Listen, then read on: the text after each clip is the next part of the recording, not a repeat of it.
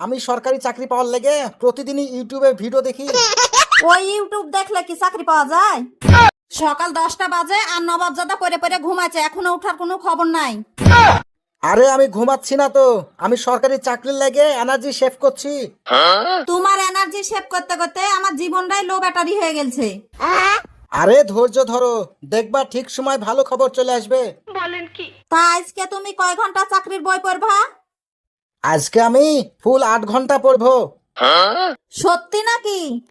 আরে হ্যাঁ হ্যাঁ, 7 ঘন্টা হচ্ছে ইউটিউব আর 1 ঘন্টা হচ্ছে বই পড়বো। তুমি কি আসলেই পড়াশোনা করো? আরে অবশ্যই, আমি সরকারি চাকরি পাওয়ার লেগে প্রতিদিনই ইউটিউবে ভিডিও দেখি। ওই ইউটিউব দেখলে কি চাকরি পাওয়া যায়? না, চাকরি পাওয়া যায় না, কিন্তু আশা পাওয়া যায়। তুমি শুধু আশা লিয়াই বসে থাকো। শুধু আশা নিয়ে বসে থাকবো কেন, আমি প্রস্তুতিও নিচ্ছি। কিসের প্রস্তুতি লিছো তুমি? ভবিষ্যতে ইন্টারভিউতে কিভাবে পাশ করব তার প্রস্তুতি নিচ্ছি। তোমার বন্ধুরা তো দেখছি চাকরি পাইই যাচ্ছে, তুমি কবে পাবা? শোনো, আমি হচ্ছি একটু স্পেশাল, আমার চাকরি একটু দেরিতে আসবে, তবে স্টাইলিশ ভাবে আসবে। মানে? মানে হচ্ছে আমি লেট কিন্তু গ্রেট টাইপ। আমি কি শুধু সারা জীবন অপেক্ষাই করব? তোমাকে অপেক্ষা করতে হবে না, তুমি শুধু বিশ্বাস রাখলেই হবে। বিশ্বাস তো আমার আছে, কিন্তু বিল তো প্রতিদিনই আসে। হ্যালো, কে বলছেন?